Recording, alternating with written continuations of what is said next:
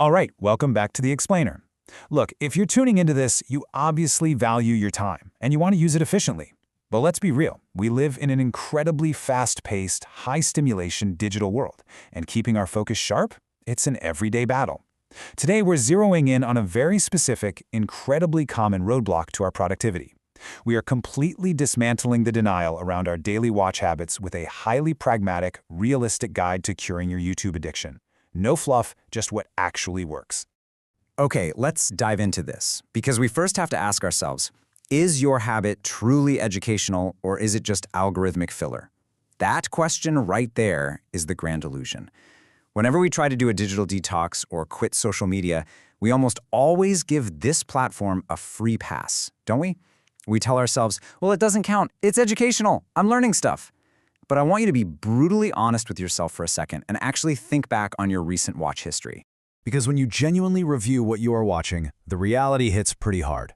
As our source material bluntly points out, there's really no way to sugarcoat it. It's pretty much entirely just wasted time. Honestly, half the hours you spend on the platform are completely unproductive. You aren't actually learning anything new, you're just passively consuming content. And the other half? It's just time wasted trying to fill a quiet void in your day. It's pure filler. It's not deeply relaxing, it's not even particularly fun, it literally just eats the clock.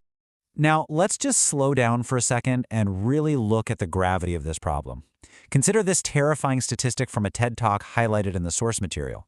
The speaker pointed out that for young people today, out of all the time you have left in your entire life, once you subtract the mandatory things, sleeping, eating, driving, working, basic hygiene, a staggering 93% of your remaining free time will be spent looking at a screen.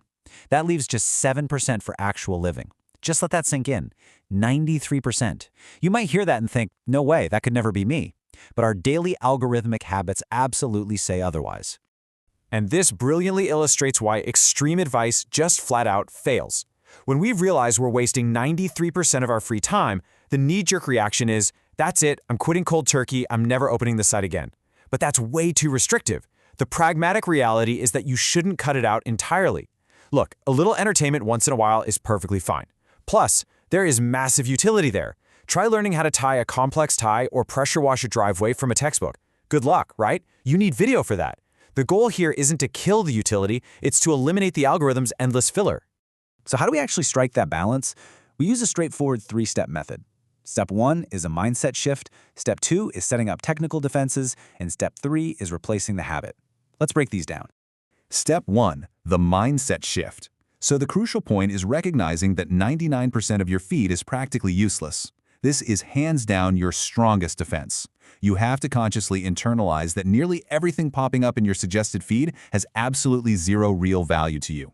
You can block websites all day long, but true freedom comes from looking a recommended thumbnail straight in the eyes and realizing you genuinely have no desire to click it, because it realistically will never change anything in your life. The trap we all fall into here is the illusion of productivity. We all know that random stream clips, funny compilations, and drama channels are a waste of time. But what about podcast clips or self-development videos? Try this 10-second exercise right after this explainer. Open up your homepage, don't clip anything for 10 seconds, and just see what the algorithm is desperately trying to serve you.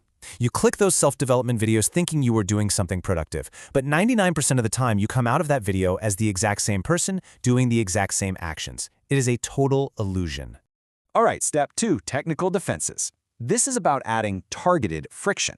Now, you might be thinking of those intense app blockers that completely lock your device down. The problem is they're way too restrictive. Human nature basically guarantees you'll get annoyed and just turn them off immediately. We don't want a concrete wall, we just want to add enough targeted friction to make mindless scrolling annoying. Let's move to and see how this builds into actionable, real-world solutions. We're going to split our defenses into two categories, desktop and mobile. For your computer, we're looking at a free extension called Untrap, and for your phone, an app called ScreenZen. Both of these tools are specifically designed to strip away the algorithmic friction and put you firmly back in the driver's seat. On your PC, the Untrap extension is a complete game changer. It lets you customize and hide almost everything on the site. You can turn off shorts entirely. You can disable infinite scrolling so you literally only see about 20 videos to choose from, stopping that endless scroll dead in its tracks. You can even disable titles, view counts, and comments, and force the whole site into grayscale mode. Suddenly, you're watching a black and white video with 0 comments to read and no recommended sidebar to tempt you. It completely nukes the dopamine stimulation and destroys the rabbit hole. Now, for your phone, ScreenZen is brilliant because it doesn't just permanently block the app. Instead, every single time you try to open it, it initiates a mandatory pause anywhere from 5 to 100 seconds. While you wait, it shows you an unskippable message that you actually write yourself. The source material highly recommends making this message something actively insulting to yourself. After the timer finally runs out, you get a choice to unlock the app for a few minutes or just close it. And honestly, if your customized insult is harsh enough, and you've had to just sit there staring at it for 20 seconds, you probably won't even want to open the app anymore. But here is the absolute best feature of ScreenZen. Let's say you pass the delay, you open the app to genuinely look up a tutorial, but then you casually try to navigate over to the Shorts tab.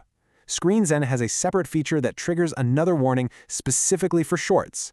If you find yourself shamefully caving in and ironically enjoying them, this app is going to catch you in 4K every single time.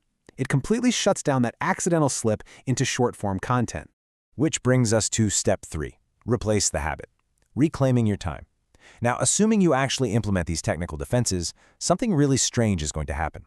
You are suddenly going to have a lot of extra free time on your hands. This leads us to the final, absolutely vital step.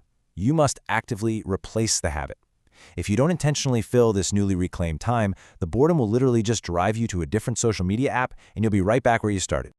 Now, what's really interesting about this slide is the sheer variety of what you can actually do when you put the screen down. You can study, you can read a physical book, you can exercise or simply go outside. You can attend local events in your community, and in a pretty great twist, the source even suggests using the time to record your own videos to upload once every 3 months. Actually become a creator rather than just an endless passive consumer. So that leaves us here. You now have the mindset shift to see right through the illusion of productivity. You have the specific, targeted technical defenses to eliminate the dopamine loop on both your computer and your phone. You have the pragmatic toolkit to finally escape the rabbit hole. So I'll leave you with this provocative question. Now that you actually have your life back, what will you truly do with all your newly reclaimed free time? Catch you next time.